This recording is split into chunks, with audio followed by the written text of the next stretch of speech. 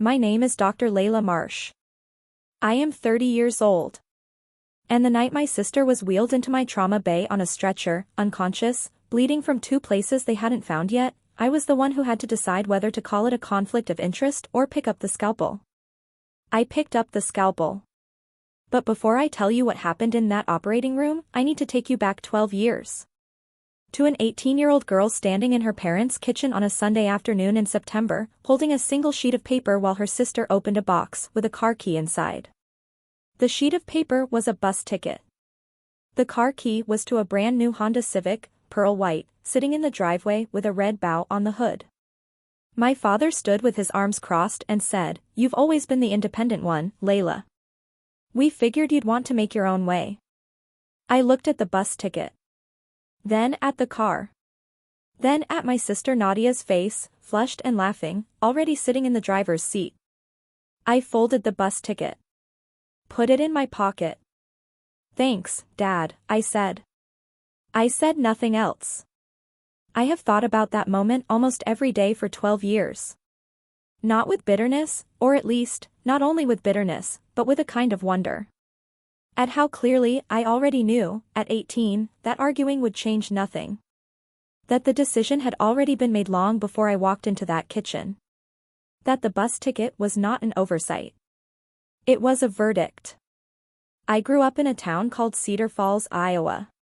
2 daughters in the Marsh household. One who shone and one who studied. Nadia is 3 years older than me. She was the daughter my parents had always imagined, easy, social, the kind of person who makes a room feel warmer just by walking into it. My father, Robert Marsh, ran a small insurance firm. My mother, Patricia, taught elementary school. They were good people. I want to be clear about that. They were not villains. They were simply people who had a favorite and were not honest enough with themselves to admit it. Nadia didn't have to try. Things came to her, friends, attention, opportunities, the way sunlight comes through a window. Effortless. Natural. Just there. I had to work for everything. Not because I was less intelligent. Not because I was less worthy. But because I was quieter, more serious, harder to read. I didn't perform warmth the way Nadia did. I didn't fill rooms. I sat in corners and read thick books and asked questions that made adults uncomfortable because they were too specific. My 5th grade science teacher told my mother at a parent-teacher conference, "Layla is exceptionally bright, but she struggles to connect with her peers." My mother relayed this to my father at dinner. My father said, "She needs to be more like her sister." That was the whole conversation. I was 10 years old. I learned early that there were 2 ways to respond to being overlooked. You could shrink, become smaller, quieter, easier to ignore. Or you could go somewhere so specific, so demanding, so difficult that the people who overlooked you simply couldn't follow. I chose medicine. Not because of my parents. Not to prove anything, not at first. I chose it because the human body made sense to me in a way that people never quite did. It had rules. It had logic. It had causes and effects that could be traced and understood and fixed. I wanted to fix things. I studied obsessively through high school. AP Biology, AP Chemistry, AP everything. I applied to 7 universities. I got into 5. The best offer came from the University of Minnesota, partial scholarship, strong pre-med program, 300 miles from Cedar Falls. I told my parents at dinner on a Tuesday night. My father nodded and said, "Minnesota. That's far." My mother said, "Will you be able to manage the costs?" Not congratulations. Not pride. Not, "We always knew you could." Just logistics. Just distance. Just cost. Nadia, who was 21 and working a reception job in town, raised her glass of iced tea and said, "That's actually really cool, Layla." It was the kindest thing anyone said to me that night. 3 months later I left for Minnesota with 2 suitcases, a bus ticket my parents had given me instead of a car, and $1,100 in a savings account I had built entirely from babysitting jobs and weekend shifts at a grocery store. I did not cry on the bus. I watched Cedar Falls disappear through the window and I felt something I did not have a name for at 18 but understand now completely. Relief. University of Minnesota was the first place in my life where being serious was not a liability. My professors noticed me. My lab partners respected me. I had friends, not many, but real ones, the kind who show up when things get hard instead of just when things are fun.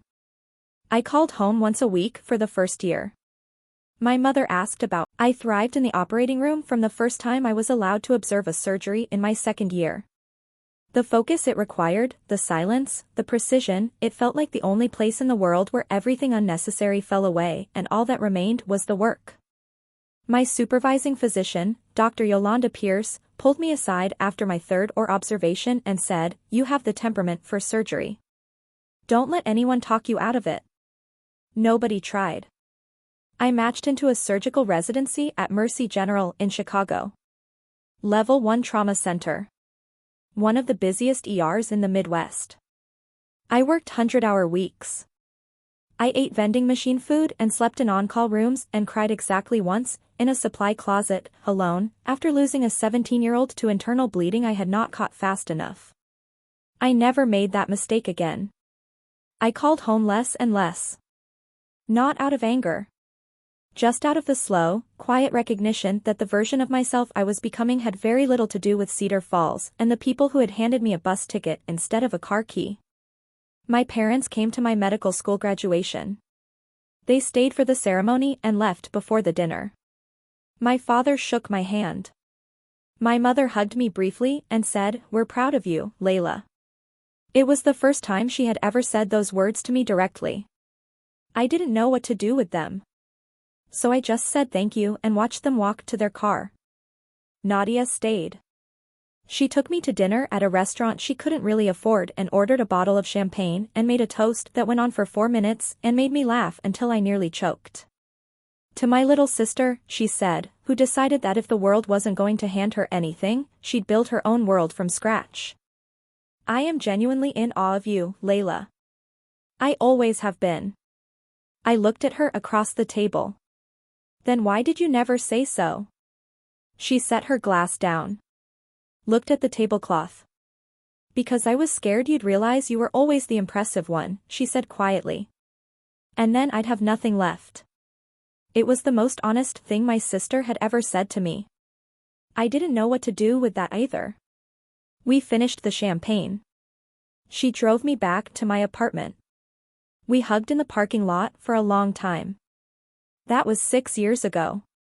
6 years of occasional calls, infrequent visits, the kind of relationship that exists in the space between closeness and distance, warm enough to not be lost, careful enough to not get hurt. 6 years of building a life in Chicago that had nothing to do with Cedar Falls and everything to do with who I had decided to become. I made chief of trauma surgery at Mercy General 2 years ago. 30 years old, the youngest chief in the hospital's history, a fact that was mentioned in the announcement email and then never spoken of again because at Mercy General, what matters is not how old you are but whether you can keep someone alive on a table at 3 in the morning. I can. I have. I was doing exactly that on a Wednesday night in March when my charge nurse, Daniel, appeared at my shoulder as I was finishing a post-op note and said, "Dr. Marsh. Incoming trauma. MVC, female, 33. The ambulance doors opened and the stretcher came fast. Nadia was strapped down, oxygen mask fogging with shallow breaths, one arm hanging off the side rail. Blood on her jacket, not superficial. The paramedics were already rattling numbers before the wheels hit the floor. BP 84/50 and dropping. Heart rate 128. 2 large-bore IVs running wide. Suspected splenic rupture, possible hepatic involvement. She was responsive at scene, lost consciousness en route.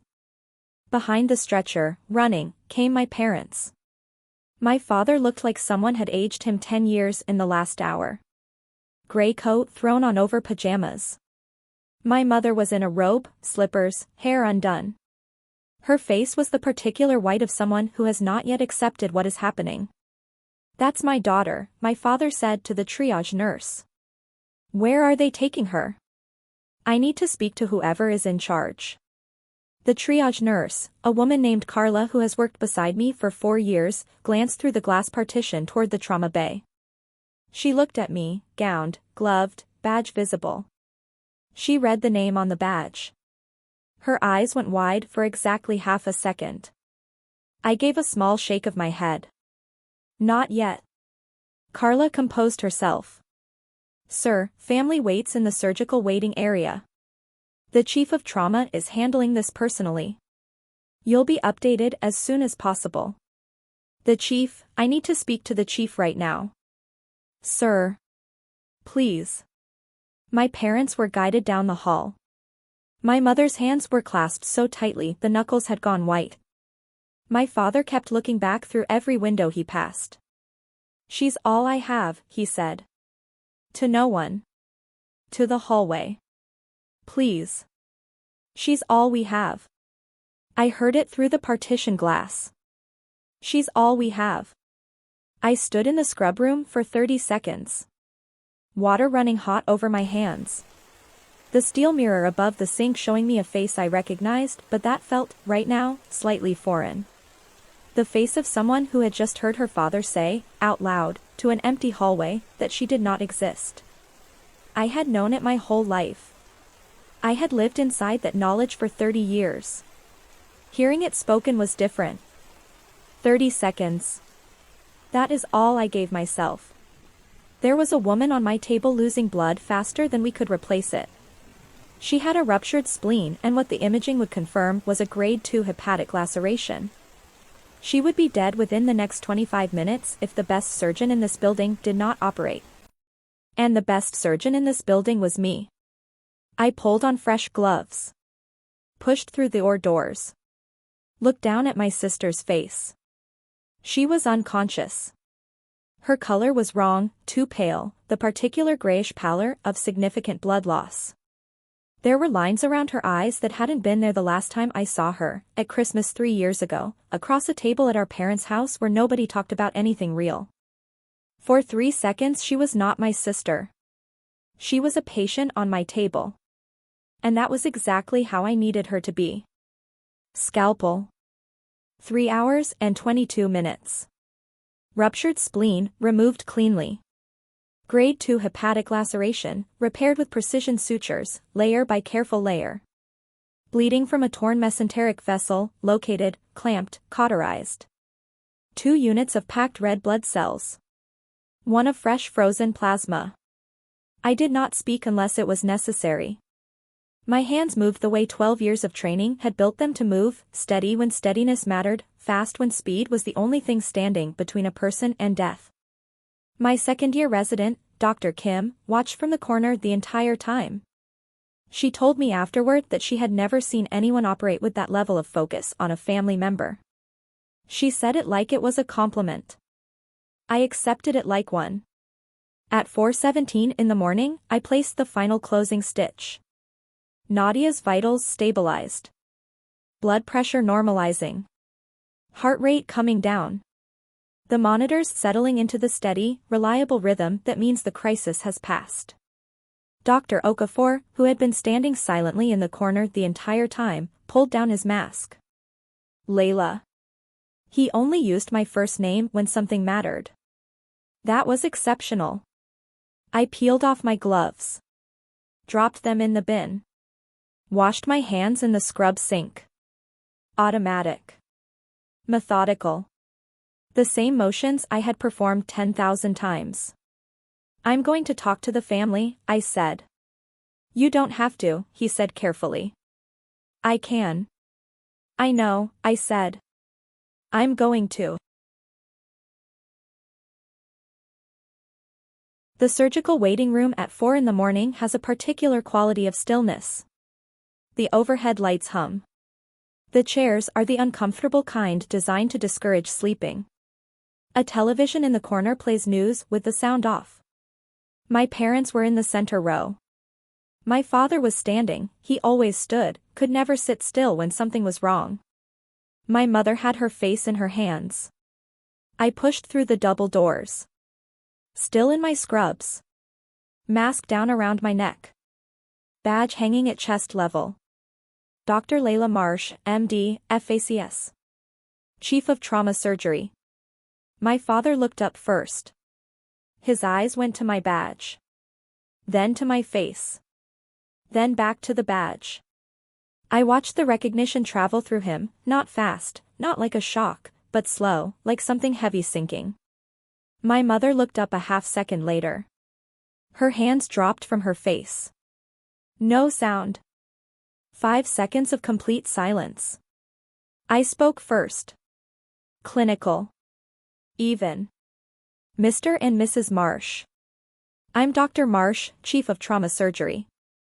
Your daughter Nadia sustained a ruptured spleen and a grade 2 hepatic laceration in the accident. Surgery was successful. She is stable and in the ICU. You'll be able to see her in approximately 1 hour. Mr. and Mrs. Marsh. Not Mom. Not Dad. I watched that register. My mother stood. Her arms came up, the automatic motion of a parent reaching for a child. Layla, oh God, Layla. I took 1 step back. Small. Deliberate. She stopped. Her hands hung in the air between us. Then slowly, like something deflating, they dropped to her sides. My father's voice came out rough. You're the chief. I am. Since when? 2 years. He opened his mouth. Closed it. His jaw was doing something complicated, working through something he didn't have language for yet. We didn't know, he said finally. I know you didn't, I said. I stopped expecting you to. My mother made a sound that was not quite a word. Her hand went to her mouth. Layla, Your daughter is stable, I said. She'll need 2 to 3 days in the ICU, another week of recovery minimum. I'll have the attending physician update you with specifics. My father took a step toward me. Something had cracked open in his face, not dramatically, not with tears, but with the particular devastation of a man who has just understood something he cannot undo. You saved her, he said. Almost to himself. After everything, you saved her.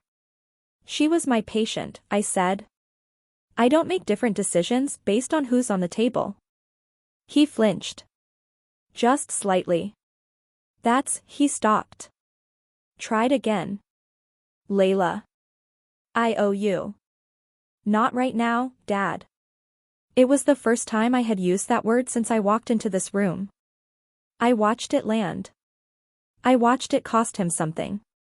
Right now your daughter is in the ICU and you should be there when she wakes up, I said. That's what matters right now. I turned and walked back toward the corridor. Spine straight. Steps measured. Behind me, very quietly, I heard my mother say. Robert. What have we done? And my father said nothing. Because there was nothing left to say. I checked on Nadia at 7 in the morning, 3 hours after surgery. Her eyes were open. Still clouded from the anesthesia, glassy and slow to focus, but open. Her gaze tracked to the door when I walked in. Tracked to my badge. Stayed there for a long moment. Layla. Her voice was a thread. Dry, thin, barely there. Good morning, I said. I'm your attending surgeon. You had a ruptured spleen and a liver laceration. Surgery went well. You're going to make a full recovery. A long pause. She was processing, I could see it, the slow reassembly of understanding behind her eyes. You operated on me. Yes. You're the. She stopped. Read the badge again. Chief. For 2 years. Another pause. Longer this time. Mom and Dad are here, she said. I know. I spoke to them after surgery. How did they? She stopped again. Closed her eyes. When she opened them, they were clearer. More present. Layla. I need to tell you something. You don't have to. I do. Her hand moved on the blanket. Weak, slow, but deliberate. I've been telling them things. About you. When you stopped calling as much, I told them it was because you were too busy. That you'd outgrown us. That you didn't really need family anymore. I stood very still. I told Mom you'd said something about not wanting to come home for holidays. I made it sound like it came from you. A pause. It didn't. Why? I said. Not angry. Just direct. The same voice I use when I need a patient to tell me the truth. Because if they missed you, they'd compare, she said. And I was terrified of being compared to you. So I made sure they didn't miss you. The monitor beeped. The 4 dripped. I know that doesn't fix anything, she said. No, I said. It doesn't. I'm sorry, Layla. I looked at my sister in that hospital bed. My sutures holding her liver together. My hands had kept her alive 6 hours ago when she had been minutes from dying on my table. I know you are, I said. But sorry is a starting place. Not a finish line. I updated her chart. Left without another word. My parents were still in the waiting room when I came back at 9. I had not planned to have this conversation today. I had planned to go home, sleep for 5 hours, come back for evening rounds. I had planned to give everyone, including myself, time. But my father was standing at the window when I walked past, and he turned when he heard my footsteps, and the look on his face when he saw me was something I had never seen there before. Not the careful neutrality he had worn my whole life. Not the distracted half-attention. Not the look that said I had already been assessed and filed and moved on from. Something broken. Something that had not existed yesterday. I stopped. Do you have a minute? He said. I looked at him for a long moment. I have 10, I said. We sat in the corner of the waiting room, 2 chairs pulled slightly apart from the others. My mother sat across from us, hands in her lap. I did not give them a speech. I had no speech prepared. I just said the things that were true. I needed you at 18, I said. I needed you to see what I was doing and say it mattered. I needed you to not hand me a bus ticket while Nadia got a car and act like that was a reasonable thing to do. My father looked at his hands.